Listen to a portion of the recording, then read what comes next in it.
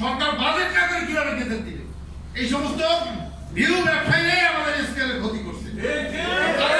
তারা বিভ্রান্তি হয়েছে কর্মচারীদের মাঝে তাদের ভিউ বাড়ানোর জন্য।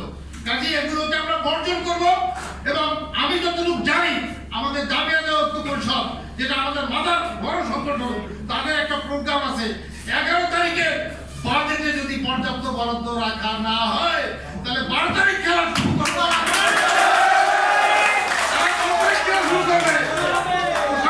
আমি একটু কথাই বলতে চাই যে বক্তব্য মনে করবেন না। আমরা যা লক্ষ্য করতেছি বৈষম্য তো আমাদের আছেই, আমাদের কম দিয়া